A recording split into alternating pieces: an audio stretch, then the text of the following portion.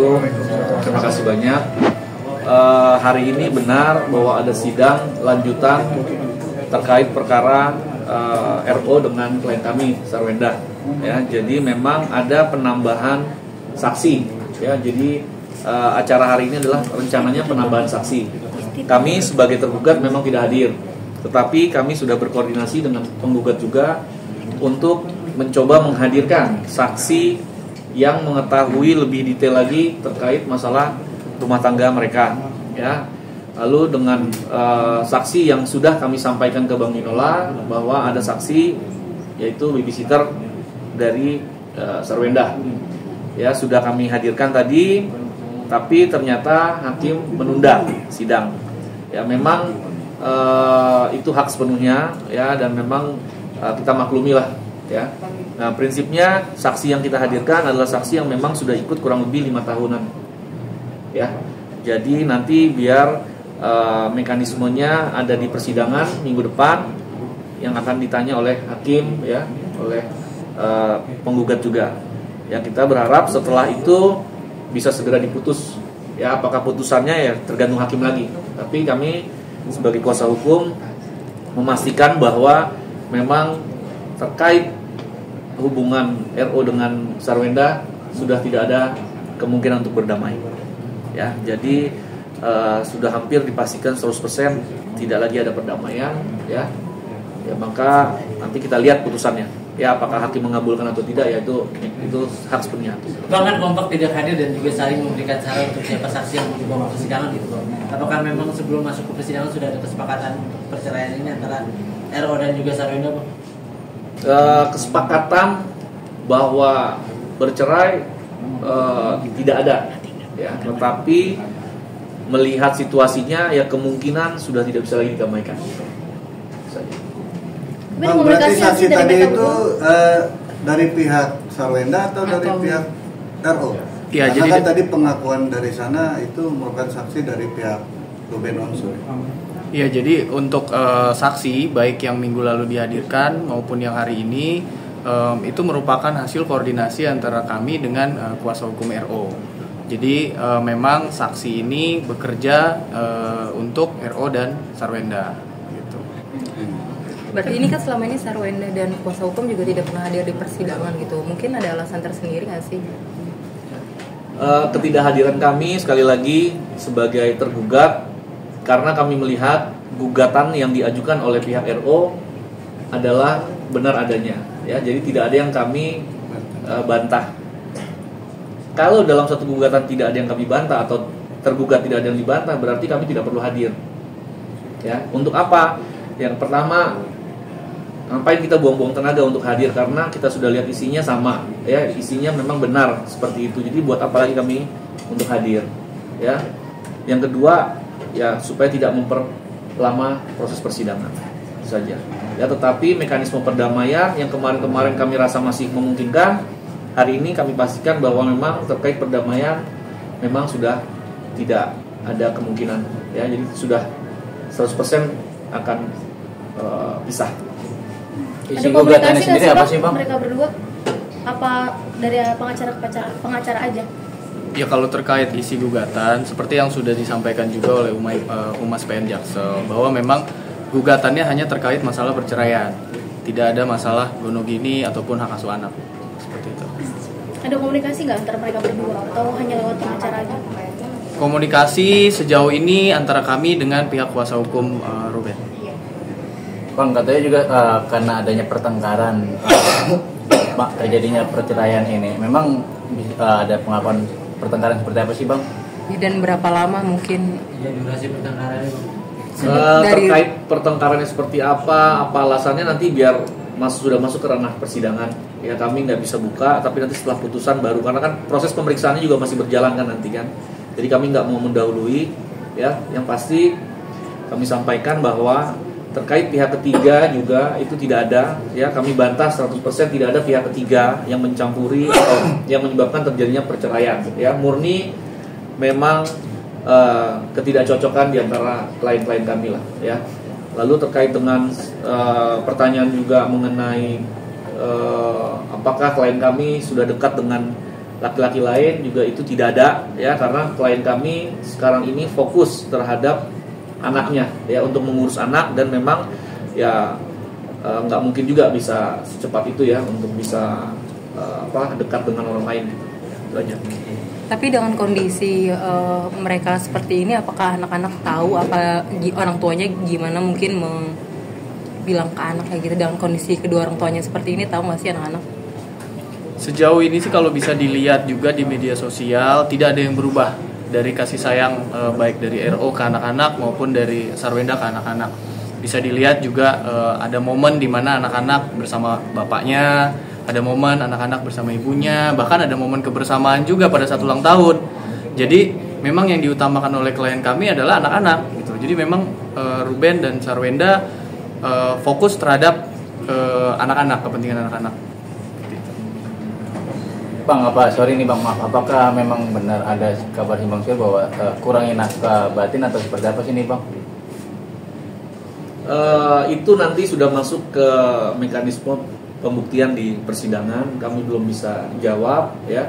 Tapi sejauh ini di dalam isi gugatan yang kami pahami terkait masalah yang tadi pertanyaan masalah masalah ya nafkah batinnya kurang, itu tidak ada di dalam gugatan.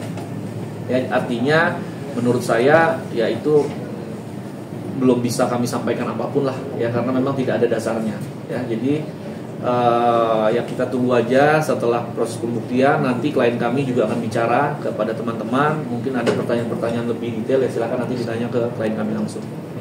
Proses persidangan sendiri sudah dijawab Bang dari sampai kapan? Proses persidangan sejauh ini masih di tahap pembuktian, mendengarkan keterangan saksi. Kalau pembuktian surat kan sudah, saat ini mendengarkan keterangan saksi, dan seterusnya nanti kalau prosedurnya memang berjalan sesuai hukum acaranya, ya nanti akan ada kesimpulan sampai kepada putusan. Seperti itu. Bang, Sarwenda masih menerima nafkah dari Ruben kah? Kan udah bisa rumah cukup lama ya? Nanti setelah putusan ya, karena kan gini, di dalam putusan kan di situ banyak poin-poin yang harus dipastikan lagi oleh hakim ya. Jadi kami belum bisa sampaikan terkait nafkah, tetapi sekarang ini klien kami memang sudah mempersiapkan menjadi single fighter lah ya. Jadi dia sekarang ini kerja di mana-mana ya, untuk benar-benar mempersiapkan untuk menjadi single parents ya, single parent terhadap anak-anaknya. Itu aja. Nanti nafkah hanya diterima untuk anak aja Bang, bukan untuk Sarwenda yang umumnya seperti itu ya, umumnya seperti itu ya. Yang pasti mereka berdua baik RO maupun Sarwenda komit tetap all out untuk anak-anak. Itu aja. Berarti sekarang saat ini Sarwenda terus mencari nafkah, sudah ya, mulai mencari nafkah. Sudah mulai mencari. Job nafkah. apa saja diambil atau seperti apa? Ya, semua yang menghasilkan yang halal ya diambil. Bang, ada isu nih katanya Tania ini kalau nggak salah bukan anak kandung dari Ruben, tapi dari maaf ya Bang, dari Sarwenda dan pria lain. Ini seperti apa mungkin sebagai kuasa hukum? Ya, terkait masalah isu mengenai hal-hal yang seperti tadi ditanyakan sudah dibantah ya, mungkin di YouTube channelnya ada YouTuber ya, sudah pernah dibantah. Intinya itu tidak benar ya, bahwa orang yang dimaksud itu pun bekerja setelah anak ini sudah lahir ya, jadi sudah terbantah sebenarnya ya masalah itu. Bang, tadi bilang Sarwenda kan mulai kerja ya, menghidupi setidaknya untuk diri sendiri dulu baru ke anak-anak gitu. Apa memang mungkin Sarwendanya juga tidak memusingkan nafkah itu masuk dari Ruben atau tidak, makanya dia akhirnya bekerja lagi atau seperti apa sih Bang? Ya, sekarang ini kan gini, klien kami kan sudah punya pertimbangan bahwa kasus ini akan diputus dengan perceraian ya kan, lalu dia akan menjadi single parents kan ya kan, menjadi ibu yang mengurus semuanya sendiri ya kan nggak bisa berharap banyak juga ya dari mantan suami ya. Artinya dia sudah memprediksi bahwa dia akan coba menjadi ibu dengan kekuatannya dia untuk bisa menafkahi anak-anaknya gitu secara maksimal, karena kita nggak tahu ke depan seperti apa gitu ya, apakah emang mantan suaminya nanti akan bertanggung jawab atau tidak, kan kita belum bisa. Itu yang sekarang dilakukan oleh klien kami. Artinya dia sudah memprediksi yang terburuk seperti apa ya, dia tidak mau sampai tiba-tiba misalnya nanti ke depan ternyata tidak tidak cocok dia nggak bisa apa-apa, dia nggak mau. Makanya sekarang ini klien kami benar-benar dia mencoba menjadi sudah berusaha menjadi single parents lah, udah mencari job di mana-mana untuk anak-anaknya. Selain karena untuk kemandirian, mungkin karena memang nafkah untuk dirinya sendiri kurang cukup kok bang dari korban bang itu seperti apa? Boleh tahu bang berapa sih yang diminta Wenda untuk anak-anak? Ya untuk itu kami belum bisa jawab. Ya itu masih masuk ke dalam pokok persidangan nanti, putusan pengadilan seperti apa nanti akan diputus oleh pengadilan. Tapi kembali lagi saya tekankan bahwa kewajiban untuk mendidik, mengasuh, gitu ya, mengajarkan seorang anak itu memang kewajiban dari kedua orang tuanya. Dan itu ada di Undang-Undang Perlindungan Anak. Jadi itulah kenapa kami sampaikan bahwa klien kami fokus terhadap kepentingan anak, dua-duanya, baik dari Ruben maupun dari Sarwenda. Ya. Bang, untuk saksi yang dihadirkan hari ini kan babysitter. Nah, babysitter setelah bercerai udah ada wacana mungkin babysitternya akan lanjut bekerja dengan Sarwenda atau seperti apa berhubung sudah single parent gitu kan mungkin. Kan babysitter kan sebenarnya kan mengikuti anak ya, namanya untuk babysitter ya, untuk mengurus anak. Jadi ya memang di mana anak itu ada ya babysitter itu akan ikut terus gitu. Berarti akan lanjut tetap ikut sama Sarwenda setelah bercerai gitu ya, Bang? Iya betul. Bang, kalau untuk pola asuh anak sendiri mungkin nantinya akan seperti apa ya? Sementara kan sekarang masih ikut sama Wenda.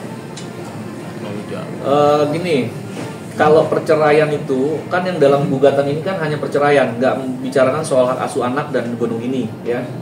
Artinya hak asuh anak ini kita sudah umpamakan bahwa mereka sudah bersepakat lah ya, bahwa akan mengurus ini secara bersama.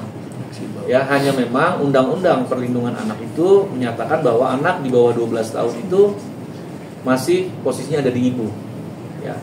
Hanya posisinya ada di ibu, tetapi hak asuhnya ini dilakukan secara bersama. Jadi kalau dibilang bagaimana mekanisme pengasuhannya, ya saya pikir tidak ada yang berubah dari yang sekarang, karena kita sudah lihat juga bahwa mereka terus kompak ya. Di media sosial juga mereka kompak untuk terus mendidik anak, ya, merawat anak dengan tanpa kekurangan kasih sayang dari satu pihak gitu. Jadi dua-duanya tetap memberikan kasih sayang kepada anak-anaknya. Oke, ya. Bang, kalau si Onyo nanti akan ikut siapa ya, Bang?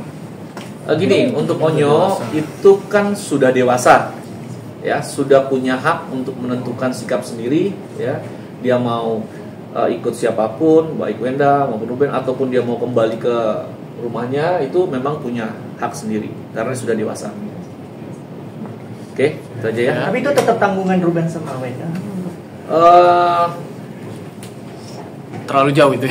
Ya, cuman gini, di luar dari pokok perkara ini. Gini, kalau terkait seseorang sudah melakukan pengangkatan anak, itu kan mereka mempunyai konsekuensi hukum dan konsekuensi moral, ya. Konsekuensi hukumnya adalah nggak bisa kita angkat anak lalu kita tinggalkan, kita terlantarkan, itu nggak boleh, ya. Dia sudah punya konsekuensi hukum kalau dia melakukan itu, ada konsekuensi hukumnya. Tapi kalau konsekuensi moral, ya meskipun dia sudah bisa mencari duit sendiri, tetap aja sebagai anak, ya, sebagai orang tua tetap akan memberikan, kalau memang punya kelebihan tetap akan memberikan kepada anak-anaknya, karena setahu saya bahwa RO dan Sarwenda tidak pernah membedakan di antara ketiga anaknya. Tapi berarti udah bisa dibilang ketika nanti veteran sudah bisa mencari uang sendiri, itu akan tetap jadi tanggungan Sarwenda dan Ruben untuk nafkah segala macam. Saya pikir itu tadi konsekuensi moral aja, ya. Yang bahwa sudah mengangkat anak, ya nggak mungkin juga mereka akan membiarkan begitu aja ya. Kalau memang Oke ya, semua ya. Terima kasih banyak. Jadi jangan lupa untuk subscribe Cumi Cumi. Ditekan ya tombol lonceng merahnya.